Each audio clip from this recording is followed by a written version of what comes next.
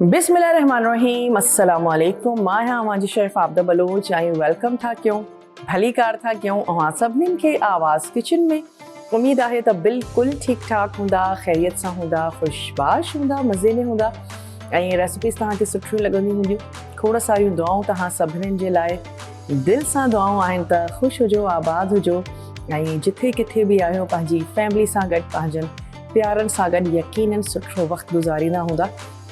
ऐं असां चवंदा आहियूं त सुठो वक़्तु ईंदो ऐं जॾहिं असांजो प्रेज़ेंट गुज़री थो वञे त पोइ असांखे ख़्यालु ईंदो आहे त उहो जेको वक़्तु गुज़रे पियो उहो इलाही सुठो हो। त सुठा ऐं ॾुखिया ऐं सुखिया वक़्त ईंदा रहंदा आहिनि पर उन्हनि खे अहसन तरीक़नि सां गुज़ारियो ऐं ब्लेसिंग्स असां सभिनीनि जी ज़िंदगी में आहिनि।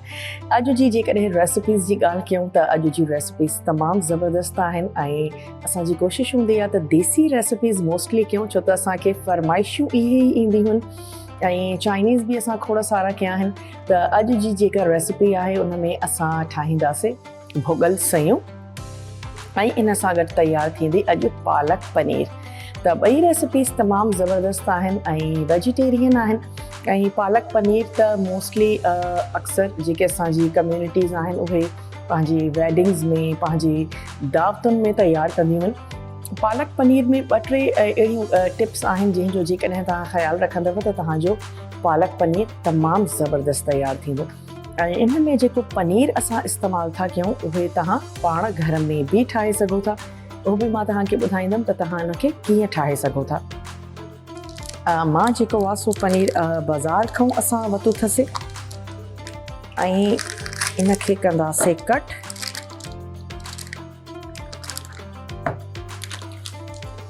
ऐं इन जा जेके क्यूब्स आहिनि उहे असांखे कट करणा आहिनि। पनीर खे सभिनीनि खां अॻु में फ्राई करे ऐं उन खां बाद में जेका असांजी पालक जी ग्रेवी आहे उहा त मिंटनि में असां तयारु करे वठंदासीं। अच्छा, पालक जेका आहे उनखे असां ब्लांच करे रखियो आहे ऐं ब्लांच करण जो मतिलबु इहो आहे त पाणी तव्हां बॉइल कयो ऐं बॉइल पाणीअ में हिकिड़ो मिंट हार्डली या 30 सेकेंड तव्हां पालक जा जेके पत्ता आहिनि उहे ऐड कयो ऐं जॾहिं उहे पत्ता बॉइल थी वञनि 30 सेकेंड ताईं हिकिड़े मिंट ताईं त उन्हनि पतनि खे तव्हां ॿाहिरि कढो ऐं थधे पाणीअ सां थोरो गुज़ारे करे उन्हनि खे पीसे छॾियो कंहिं बि ब्लेंडर में मिक्सी में। उहे जेके असांजा पालक जा पत्ता आहिनि उन्हनि खे बिल्कुलु पीसे करे हिकिड़ी स्मूथ ग्रेवी असांखे खपे छो त पालक पनीर जी जेका ग्रेवी हूंदी आहे उहा इलाही स्मूथ हूंदी आहे। अच्छा, हाणे हे क्यूब्स असां वटि अची विया पनीर जा ऐं इन्हनि क्यूब्स खे असांखे करिणो आहे फ्राई। अच्छा, इनखे फ्राई कंदे वक़्तु असां हिनखे थोरो कोट कंदासीं मैदे में। थोरो हुनजो हिकिड़ो कलर जेको आहे उहो तमामु सुठो अची वेंदो।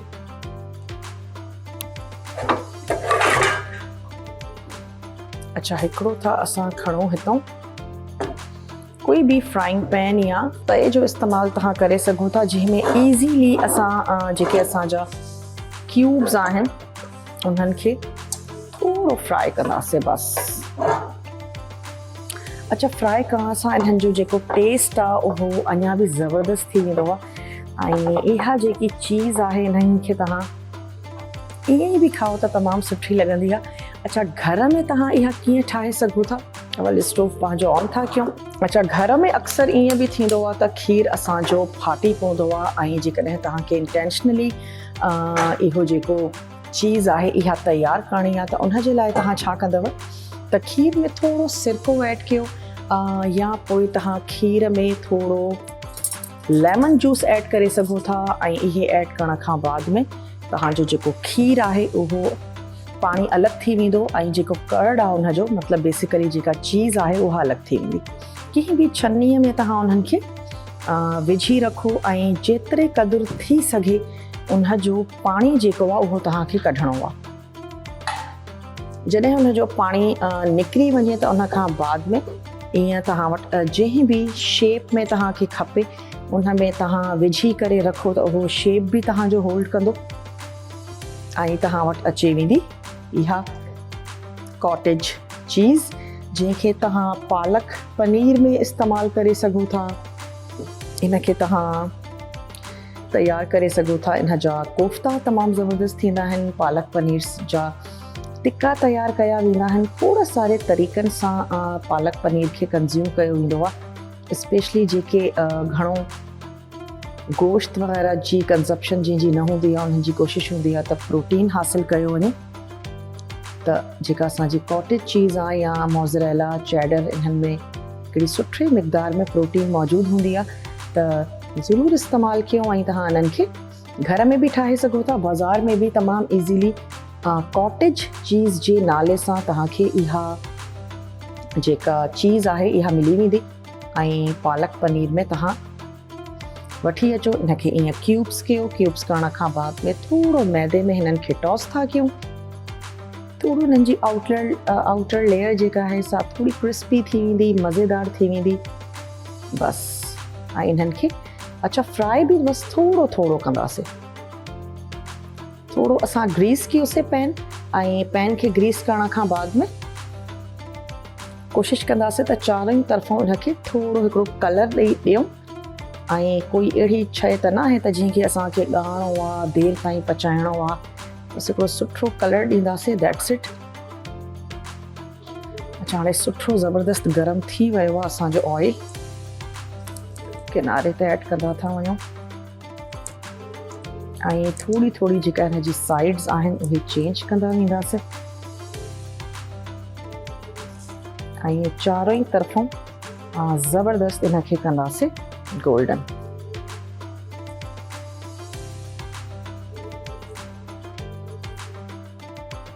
अच्छा, खोड़ सारा माण्हू ईअं बि चीज़ ऐड कंदा आहिनि, पर जॾहिं तव्हां इनखे थोरो गोल्डन कंदव त हिन जो फ्लेवर सुठो ईंदो। थोरो अञा ऐड था कयूं ऑयल या गिहु, ऐं हाणे स्टोव खे ॿीहर ऑन था कयूं। अच्छा, हिन ते थोड़ी नज़र बि रखणी आहे, ईअं न थिए त तव्हांजी चीज़ जेका आहे उन ते कलर घणो अची वञे। या चलो अञा कलर अचणु शुरू न थियो आहे, थोरो हिनखे गोल्डन था कयूं। ऐं हे अची वई असांजी पालक, जंहिंखे तव्हां ब्लांच कयो, मतिलबु गरम पाणीअ में 1 खां 2 मिंटनि जे लाइ तव्हांखे कुक करणा आहिनि पालक जा पत्ता। ऐं जॾहिं हो कुक थी वञनि त उन्हनि खे सिंपली पीसे करे ऐं हिकिड़ी स्मूथ जेका आहे सा ग्रेवी तव्हां वटि अचे वेंदी, उहा असां यूज़ कंदासीं हिन पालक पनीर में। जेकॾहिं तव्हां पालक कटे करे यूज़ कंदव त उहा सुठी न लॻंदी, हुनजी जेका अपीयरेंस आहे उहा मज़ेदार न थींदी। त मेक श्योर कयो त पालक खे हिन में थोरो पीसे करे हिकिड़ी स्मूथ जेका ग्रेवी आहे उहा तयारु कयो। बसि थोरो कलर ॾींदा था वञूं ऐं इन्हनि खे पलटाईंदा था वञूं। थोरो इन्हनि जो बसि फ्लेवर ज़बरदस्त थी वेंदो। अच्छा, इहा जेका कॉटेज चीज़ आहे इहा मेल्ट नाहे थींदी।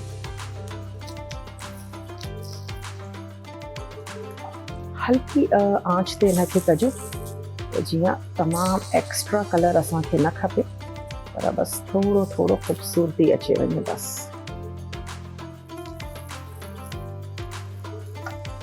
ऐं जेका आहे सा सैलड में इन्हनि जो इस्तेमालु कयो वेंदो आहे। सैलड में इलाही मज़ेदार लॻंदी आहे।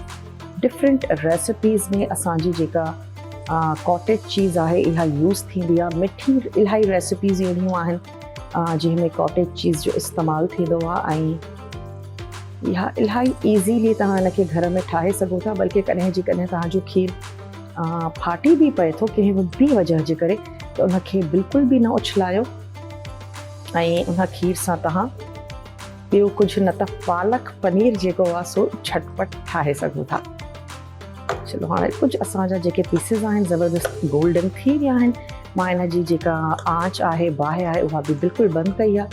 अगेन बिल्कुलु तव्हां इनखे अनअटेंडेंट न छॾिजो ऐं ॾिसी करे लाइट गोल्डन कजो।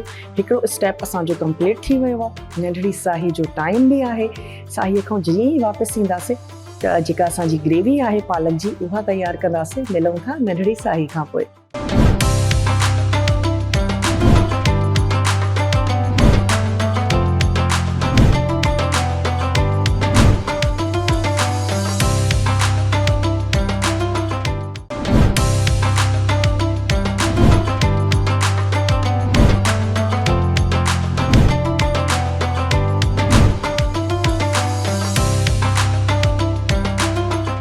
Welcome back. वापस अची विया आहियूं हिकिड़ी नंढड़ी साही खां पोइ ऐं तव्हां ॾिसी रहिया आहियो आवाज़ किचन। अॼु आवाज़ किचन जे जेकॾहिं असां मेन्यू जी ॻाल्हि कयूं त अॼु असां तयारु पिया कयूं पालक पनीर ऐं पालक पनीर सां गॾु अॼु तयारु थींदियूं भुॻला सयूं। त असांजो अॼु जो मेन्यू बि तमामु ज़बरदस्त आहे। असां मिठो बि तयारु कयूं था ऐं गॾोगॾु ज़बरदस्त जेका पालक पनीर आहे उहा बि तयारु थी थिए। अच्छा, पालक पनीर जे लाइ हींअर ताईं असां छा कयो आहे, जो जेको पनीर आहे कॉटेज चीज़ जेको बाज़ार में बि तमामु ईज़ीली तव्हांखे मिली वेंदो आहे ऐं घर में बि तव्हां इनखे ठाहे सघो था। खीर जेकॾहिं फाटी थो वञे या तव्हां उन में सिरको या थोरो लीमे जी रस ऐड कयो त खीर जो जेको कर्ड आहे उहो धार थी वेंदो। उनखे मलमल जे कपिड़े में या छन्नीअ में तव्हां छाणे करे इहो जेको चीज़ आहे इहो तमामु ईज़ीली तयारु करे सघो था। अच्छा, उन चीज़ जा असां कयासीं क्यूब्स ऐं क्यूब्स करण खां बाद में हुनखे मैदे में टॉस कयोसीं। मैदे में टॉस करण खां बाद में हुनखे कयोसीं थोरो फ्राई। छड़ो तव्हां पैन खे ग्रीस कयो ऑयल सां गॾु या बटर सां गॾु ऐं जेको ग्रीस थियल तव्हांजो पैन हुजे उन में तमामु जेके असांजा क्यूब्स जा साइड्स आहिनि उन्हनि खे थोरो गोल्डन कयो ऐं गोल्डन करण खां बाद में उनखे हिकु तरफ़ रखंदासीं ऐं इहे हाणे असां ऐड कंदासीं सर्विंग में। जॾहिं असांजी जेका क्रीमी पालक आहे उनजी ग्रेवी बिल्कुलु रेडी थी वेंदी त असां उनखे सर्व कंदासीं पनीर सां गॾु। ऐं तमामु ज़बरदस्त रेसिपी आहे। पालक खे तव्हांखे ओवर कुक नाहे करिणो। पालक पनीर जी अहम ॻाल्हि इहा ई आहे त जेका पालक आहे उहा बिल्कुलु ग्रीन हुजणु खपे ऐं एतिरो उनखे न पचायो त पालक जो जेको कलर आहे उहो इलाही डार्क थी वञे। ख़ूबसूरती इन में ई आहे त तव्हांजी पालक ख़ुशि रंग हुजे ऐं उन में चीज़ वरी ऐड कयो त उहा ॾिसण में बि तमामु ख़ूबसूरत लॻंदी आहे ऐं स्मूथ ग्रेवी हूंदी आहे पालक पनीर जी, जंहिंजे करे तव्हां पालक खे लाज़मी तौर ते कंहिं बि मिक्सी में ब्लेंडर में उनखे पीसे ऐं उन खां बाद में असां तयारु कंदासीं उनजी ग्रेवी। अच्छा, ग्रेवी जे लाइ असांखे खपनि बसर ऐं बसरनि खे सुठ न कंदासीं, बसि थोरो सौटे कंदासीं ऐं उन जे लाइ मां खयां आहिनि अखऊं 3 असांजा आहिनि नंढड़ा बसर हुया त मां इन्हनि जो अधु यूज़ कंदमि। मूंखे बि थोरा घणा था लॻनि। अच्छा, इन में ऐड कंदासीं थोरो थूम जो पेस्ट, ज़ीरो ऐड कंदासीं ज़ीरे जो दाग ॾेई। पोइ असां इन में ऐड कंदासीं थूम ऐं थूम जी ज़बरदस्त ख़ुशबू हिकिड़ी अचणु शुरू थी वेंदी त उन खां बाद में हिन में शामिलु कंदासीं बसर। बसरनि खे थोरो सॉफ्ट करिणो आहे, बसि सुर्ख बिल्कुलु बि नाहे करिणो, थोरो सॉफ्ट कंदासीं ऐं जॾहिं उहो सॉफ्ट थी वेंदा त इन में ऐड कंदासीं अखऊं 3 जेके असांजा सावा मिर्च आहिनि उन्हनि खे स्लाइस में कटे करे उहे ऐड कंदासीं। ऐं जॾहिं तव्हां पालक खे पीसियो था उन वक़्तु बि तव्हां जेके 3-4 सावा मिर्च आहिनि उन्हनि खे पालक सां गॾु पीसे छॾियो, छो त असां हिन में ॻाढ़ा मिर्च शामिलु नथा कयूं। लूणु ऐड कंदासीं ऐं थोरा ऐड कंदासीं हिन में कारा मिर्च, थोरी हेड शामिलु कंदासीं, पिसियल गरम मसालो आहे उहो ऐड कंदासीं ऐं जेका तेज़ी आहे उहा असां ॾींदासीं सावनि मिर्चनि सां गॾु। अच्छा, थोरी इन जी ख़ुशबू अचणु शुरू थी वञे त हिन में ऐड कंदासीं थूम। हे अची वियो ज़ीरो। ज़ीरे खे थोरो फ्राई था कयूं, तयारु था कयूं। असांजी क्रीमी पालक जी जेका ग्रेवी आहे उहा असांजी तयारु थी थिए। अच्छा, के माण्हू इन में टमाटा बि ऐड कंदा आहिनि पर मूंखे त सुठा न लॻंदा आहिनि त मां ऐड न कंदमि। जेकॾहिं तव्हांखे सुठा लॻंदा आहिनि त हिकिड़ो टमाटो बि तव्हां इन में शामिलु करे सघो था। असां बसि बसर ऐड कंदासीं, ज़ीरो त मां इन में शामिलु कयो आहे। थोरो इनखे फ्राई था कयूं, थोड़ी शामिलु कंदासीं हिन में थूम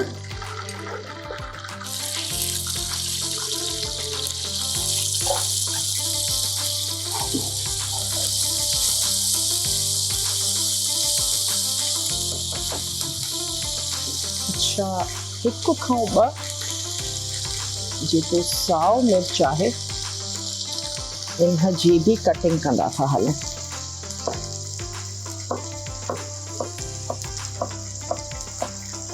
तो मां इन में ऐड कंदमि सावा मिर्च ऐं बसर।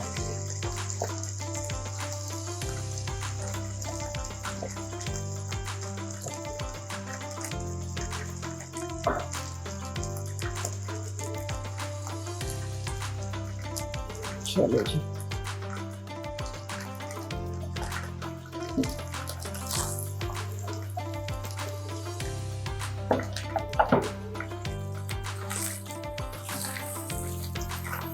थूम ऐं ज़ीरो शामिल कयोसीं। इन खां बाद में ऐड कयासीं बसर ऐं बसरनि सां गॾु ॿ मां इन में शामिल कया आहिनि चॉप सावा मिर्च। थोरो इनखे कुक था कयूं ऐं जॾहिं मां इन में पालक ऐड कंदमि त पोइ कुझु स्पाइसिस शामिल कंदासीं ऐं इन खां बाद में जेसी ताईं पालक खे बसि थोरो ड्राई कंदासीं। कोशिशि कजो त घणो पाणी ऐड न कयो जॾहिं तव्हां पालक खे पीसियो था। जेतिरो मिनिमम पाणीअ सां गॾु तव्हां उनखे पीसे सघो था एतिरो मिनिमम पाणी ऐड कजो। ऐं जॾहिं मां उनखे कुक कंदमि त थोरो उनखे ड्राई कंदासीं, पर पालक पनीर एॾी घाटी बि न हूंदी। तव्हां नोट कयो हूंदो त पालक पनीर जेका आहे सा तमामु सॉफ्ट स्मूथ ग्रेवी वांगुरु हूंदी आहे। बिल्कुलु बि ईअं न आहे त भई इलाही घाटी आहे। ऐं असां उनखे क्रीमी बनाइण जे लाइ उन में ऐड कंदासीं क्रीम। अच्छा, हाणे ऐड था कयूं हे असांजी पालक।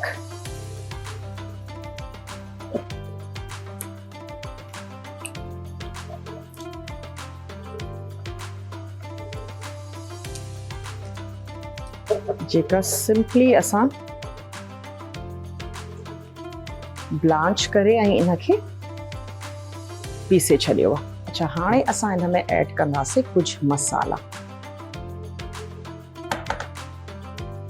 अच्छा, मसालनि में शामिल कंदासीं लूणु। अच्छा, जेका पालक आहे उहा ऑलरेडी थोड़ी सॉल्टी हूंदी आहे ऐं जेका असांजी कॉटेज चीज़ आहे उहा बि सॉल्टी हूंदी आहे। लूणु थोरो घटि इस्तेमालु कंदासीं। जेकॾहिं रिक्वायरमेंट हुजे त पोइ तव्हां थोरो वधीक ऐड करे छॾिजो।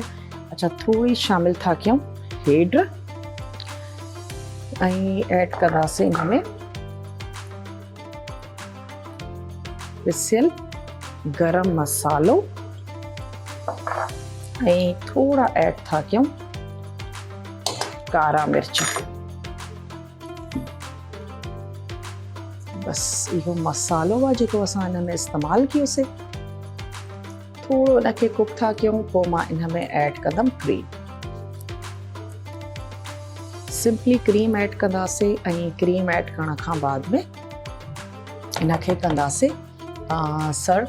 चीज़ जेका आहे सा उहा ऐड कयो ऐं इनखे सर्व कयो। थोरो टेस्ट बि मां करे ॾिसंदमि, स्पेशली जेको हिन जो लूणु आहे या मिर्च आहिनि इन्हनि खे थोरो टेस्ट करे था ॾिसूं। थोरो अञा ऐड कंदासीं ऑयल या गिहु।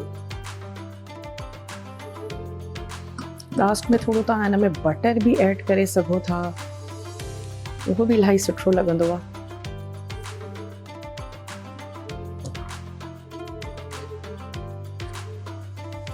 थोरो टेस्ट करे ॾिसूं।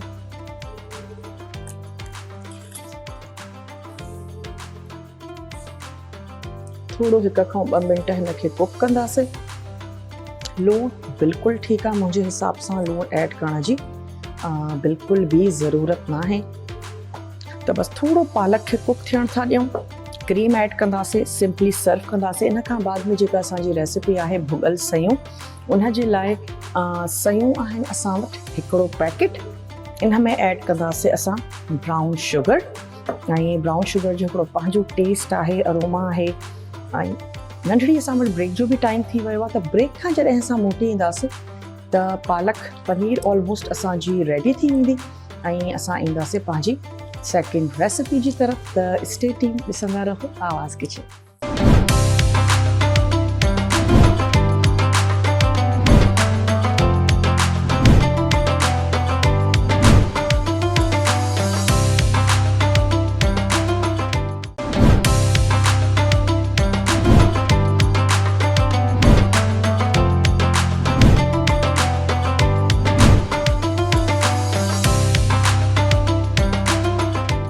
Welcome back. वापस अची विया आहियूं हिकिड़ी नंढड़ी साई खां पोइ ऐं तव्हां ॾिसी रहिया आहियो आवाज़ किचन। अॼु आवाज़ किचन में असां ठाहियूं पिया पालक पनीर ऐं इन सां गॾु तयारु थींदियूं भुॻला सयूं।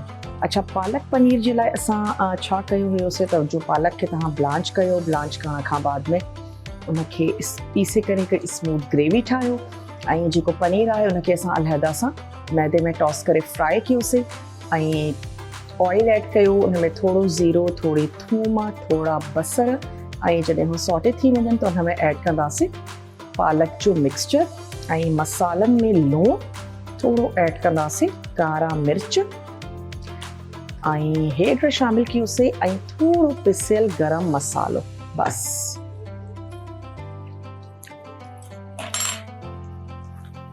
जेको लूणु आहे उहो हस्बे ज़रूरत खां थोरो घटि ऐड कजो, ईअं न थिए तव्हांजो लूणु घणो थी वञे।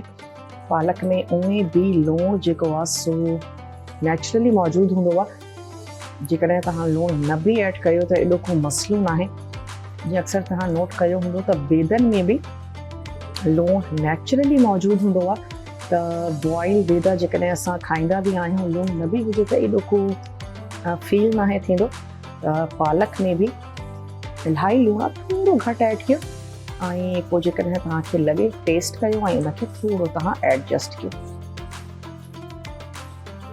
चलो, पालक में असां स्पाइसिस ऐड कयासीं ऐं हींअर शामिल मां इन में कंदमि क्रीम ऐड करे इनखे थोरी इन जी मिक्सिंग कंदासीं त जेका असांजी क्रीम आहे उहा हिकु दफ़ो गरम थी वञे बसि। ऐं गार्निशिंग जे लाइ हिक खां 2 टेबल स्पून जेका क्रीम आहे उहा असां बचाए रखंदासीं, त पोइ क्रीम ऐं जेका असांजी कॉटेज चीज़ आहे हुन सां गॾु इनखे कंदासीं गार्निश।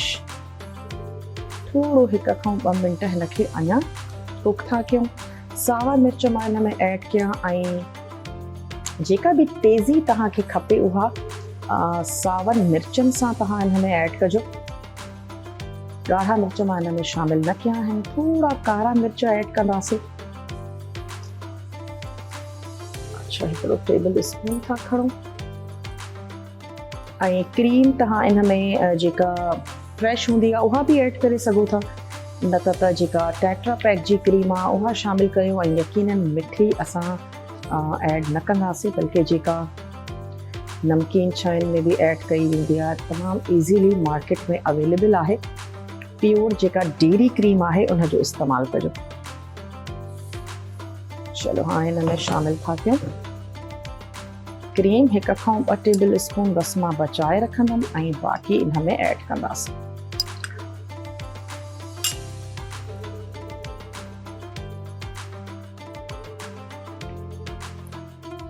ऐं क्रीम सां हिकु त इन जो कलर इलाही ख़ूबसूरत थी वेंदो आहे ऐं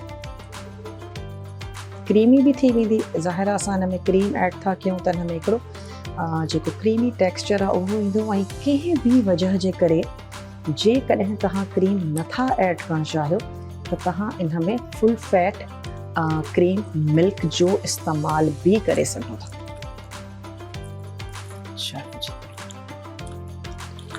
बसि बाहि खे कंदासीं बंदि। क्रीम ऐड करण खां बाद में हरू भरू इलाही देरि ताईं इनखे पचाइण जी बिल्कुलु ज़रूरत न आहे।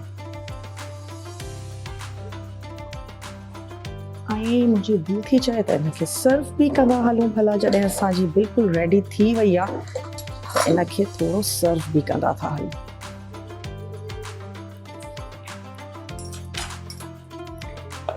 थोरो मथियां ऐड कंदासीं इन में क्रीम ऐं चीज़ असांजी बिल्कुलु रेडी आहे, उहा ऐड कंदासीं। अच्छा, तव्हां इन्हनि खे उफराटनि सां गॾु सर्व करे सघो था, तमामु ज़बरदस्त लॻंदी। सिंपल चपाती सां गॾु तव्हां इनखे सर्व करे सघो था। ऐं जॾहिं बि तव्हां गेट टुगेदर आहे, दावत कयो था त जिथे असां इलाही गोश्त ऐं चिकन सां रिलेटेड जेके फूड्स आहिनि उहे तयारु कंदा आहियूं, त उते वरी हिकिड़ो वेजिटेबल जो आइटम बि सुठो लॻंदो आहे। तव्हां पालक पनीर ठाहे सघो था ऐं इनशाला तव्हां सां गॾु भगारा जेके वांगण हूंदा आहिनि उनजी रेसिपी भी शेयर कंदासीं। उहे भी तमाम जबरदस्त लगंदा आहिनि। चलो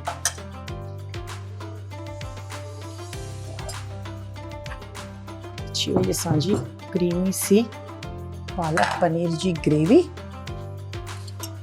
ऐं हिन में ऐड कंदासीं थोड़ी क्रीम।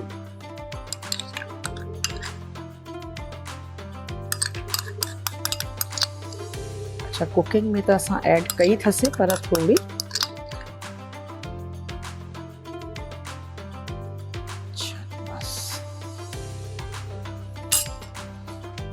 ऐं हिन जे मथियां ऐड कंदासीं चीज़।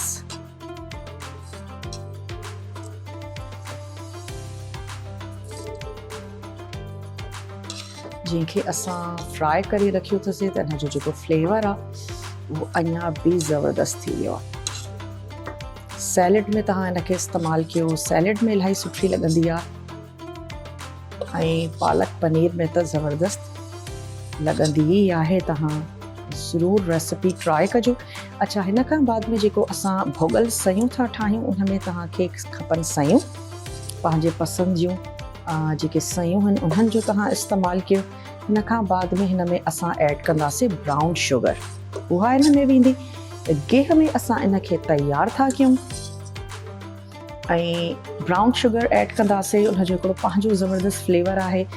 नंढड़ा फोटा असां हिन में शामिलु कंदासीं ऐं जेको नट्स आहिनि उहा तव्हांजी मर्ज़ी आहे, हस्बे ज़रूरत या हस्बे इस्तिताअत तव्हां इन में ऐड कजो। नट्स ऐड कंदासीं। अच्छा मां हिन खे हटाए थी छॾियां हितां ऐं थोरो इन में ऐड कंदासीं खोयो बि, त उनजो बि फ्लेवर ज़बरदस्त ईंदो। त स्टोव कयूं था ऑन ऐं इन में ऐड कंदासीं गेहूं शामिल था कयूं, तक़रीबन 1/4 कप। हिकिड़ो पैकेट असां वटि आहे सयुनि जो ऐं हिन में ऐड कंदासीं थोड़ा नंढड़ा फोटा अगेन खुशबू जे लाइ। अच्छा जेका खंड आहे उहा अधु कोप जे क़रीब तव्हां हिन में खंड ऐड कयो ऐं पाणी ऐड कंदासीं तक़रीबन 1.5 कप, या तव्हां इन में खीर जो इस्तेमालु बि करे सघो था, पर असां जेको माओ आहे उहो त ऑलरेडी हिन में शामिलु कयूं पिया। चलो 3 खां 4 अची विया असांजा नंढड़ा फोटा। थोड़ी हिन जी खुशबू अचणु शुरू थी वञे त पोइ इन में ऐड कंदासीं सयूं। अच्छा सयुनि खे जेको आहे सो थोरो भञी था वठूं। हिकिड़ो पैकेट असां वटि हुयो सयुनि जो। सयूं बि हाणे डिफरेंट तरीक़नि जूं मार्केट में अची वियूं आहिनि, वरी के थोरियूं थुल्हियूं बि हूंदियूं आहिनि, जेके तव्हांखे सुठियूं लॻनि उन सां तव्हां इहा रेसिपी खे फॉलो कयो। अच्छा सयूं ऐड करे थोड़ी इन जी कंदासीं भुनाई। हिकिड़ी ज़बरदस्त खुशबू अचणु शुरू थी वेंदी सयुनि जी, त पोइ असां इन में ऐड कंदासीं पाणी ऐं पाणीअ सां गॾु ई इन में ऐड थींदो ब्राउन शुगर, जेका शक्कर बि जंहिंखे चइबो आहे या गुड़ आहे, उहो असां हिन में ऐड कंदासीं ऐं उहा बि डिज़ोल्व थी वेंदी ऐं सयूं बि असांजूं सॉफ्ट थी वेंदियूं। अच्छा हिन में ऐड था कयूं हाणे सयूं ऐं हिन जी कंदासीं भुनाई। अच्छा जेको स्टोव आहे उहो थोरो रखंदासीं हल्को, छो त असांजूं सयूं जेके आहिनि से नाज़ुक सियूं आहिनि, झटपट इन्हे भुॼी वेंदियूं आहिनि, त थोरो स्लो करे ऐं 1-2 मिंट इनखे कंटिन्यूअसली चिमचो हिलाईंदासीं। तमामु जल्दी तयारु थी वेंदियूं सयूं, पोइ उहे खीर वारियूं हुजनि या इहे भुॻला हुजनि, असांजूं सयूं तयारु थियण में वॾो वक़्तु नाहे लॻंदो। नंढड़ी ब्रेक जो असां वटि टाइम थी वियो आहे ऐं ब्रेक ते था वञूं। मां थोरो सयुनि जी भुनाई थी कयां, वापसि ईंदासीं तव्हांजे साम्हूं हिन में रिमेनिंग जेके इंग्रेडिएंट्स आहिनि उहे ऐड कंदासीं। मिलूं था नंढड़ी साही खां पोइ।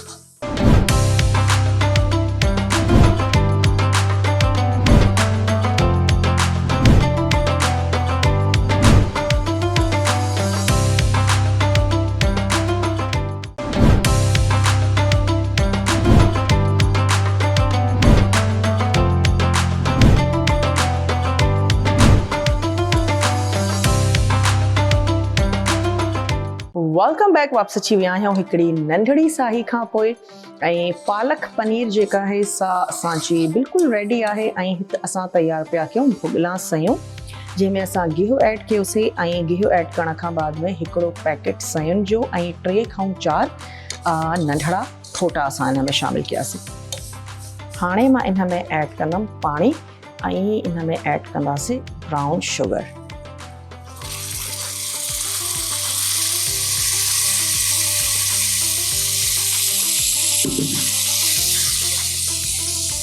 अच्छा, पाणी इन में ऐड कयोसीं तक़रीबन 2 कप खां थोड़ो घटि ऐं 1 कोप खां वधीक। ऐं इन में शामिल कंदासीं खंड,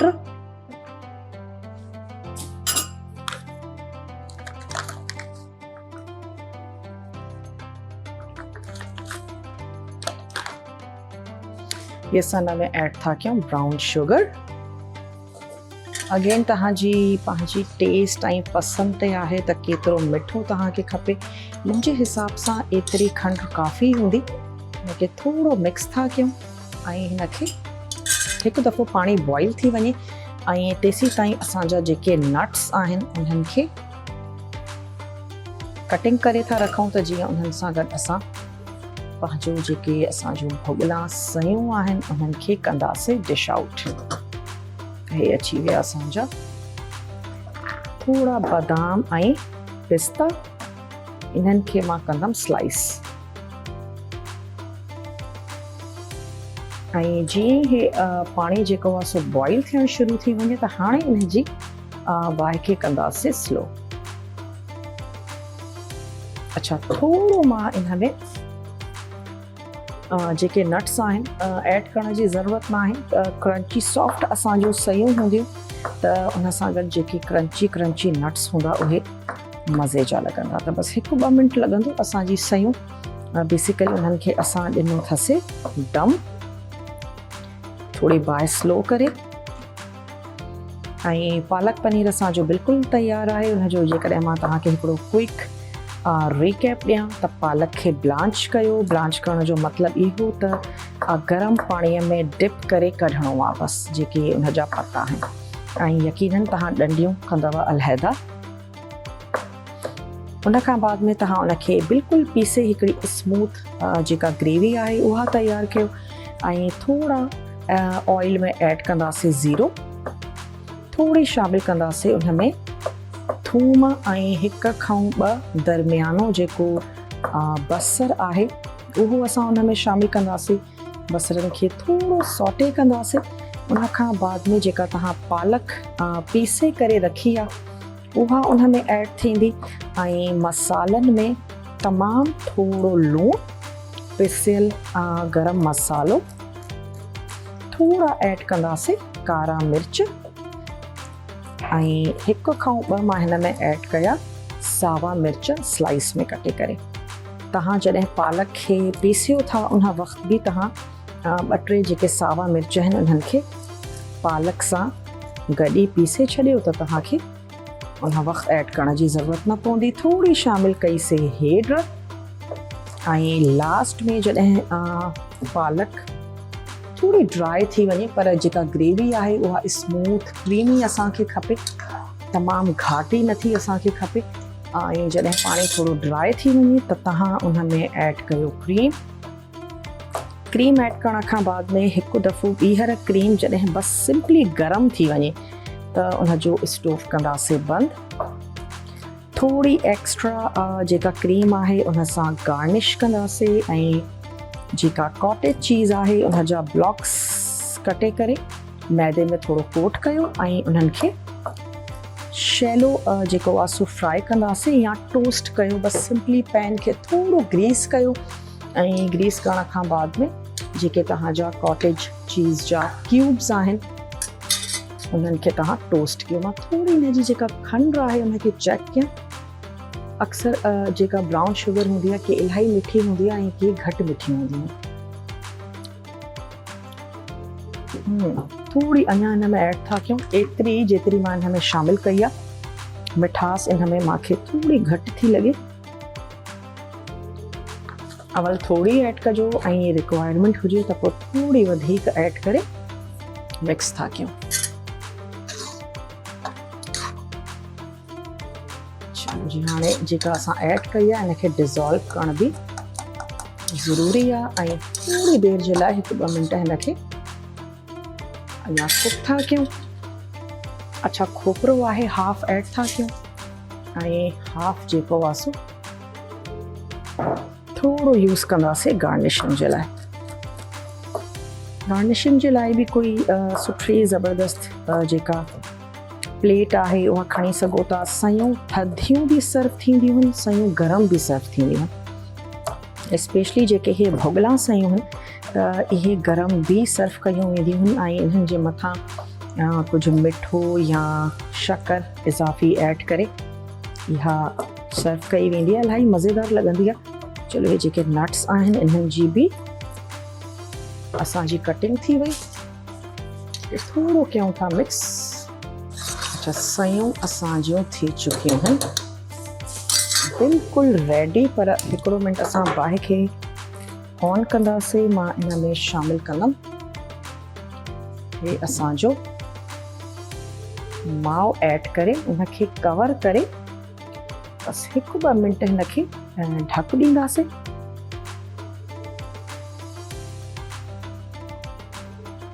थोड़ो भले तव्हां गार्निशिंग जे लाइ बचाए रखो।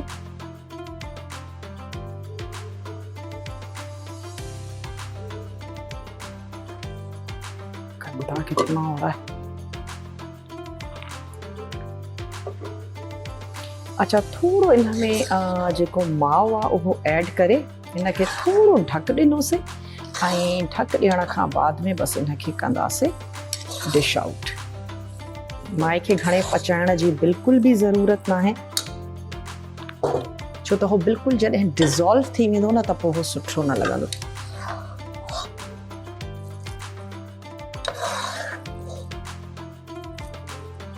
थोरो असां गार्निशिंग जे लाइ बचायो आहे।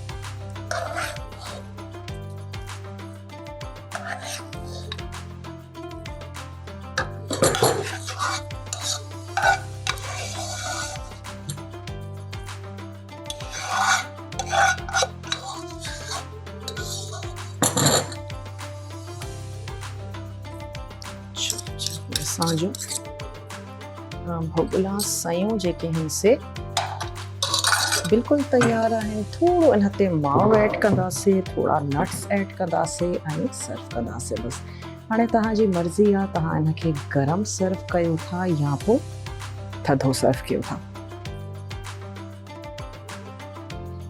वक़्तु बि थी वियो आहे त तव्हां खां इजाज़त वरिती वञे ऐं वक़्तु जेको आहे सो पंहिंजे पुॼाणीअ ते पहुतो। उमेद आहे त अॼोकी जेके रेसिपीज़ हुयूं उहे बि तव्हांखे सुठियूं लॻियूं हूंदियूं। ट्राई ज़रूरु कजो, ठाहिजो। स्पेशली अॼु जी जेका असांजी पालक पनीर हुयो ऐं असां भुॻला सयूं ठाहियूंसीं।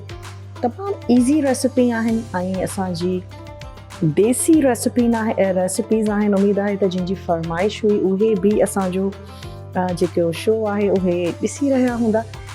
त इहे रिमेनिंग जेके बि इन जा इंग्रेडिएंट्स आहिनि इहे असां हिन में ऐड कयासीं। खोपरो असां ऑलरेडी इलाही शामिल करे चुका आहियूं त इहे अची वयूं असांजो ॿई रेसिपीज़। ऐं इंशाअल्लाह ताला हमेशह वांगुरु जीअं मां चवंदी आहियां त ज़िंदगी ऐं सिहत साथ ॾिनो त तव्हां सां थींदी मुलाक़ात। ऐं मंडे खां वठी थर्सडे ताईं मुंहिंजो ऐं अव्हांजो साथ रहंदो आहे। त इंशाअल्लाह ताला ज़बरदस्त क़िस्म जूं रेसिपीज़ खणी करे तव्हांजे साम्हूं हाज़िर थींदासीं आवाज़ किचन जे फ्रेश ऐं न्यू एपिसोड सां गॾु। वेंदे वेंदे बि तव्हांजे लाइ खोड़ सारियूं दुआऊं त हमेशह ख़ुशि हुजो, आबाद हुजो ऐं ईअं ई पंहिंजनि बचड़नि सां, पंहिंजनि प्यारनि सां रेसिपीज़ खे इंजॉय कंदा रहो। मूंखे ऐं मुंहिंजी पूरी टीम खे ॾींदा इजाज़त। टेक केयर, अल्लाह हाफ़िज़।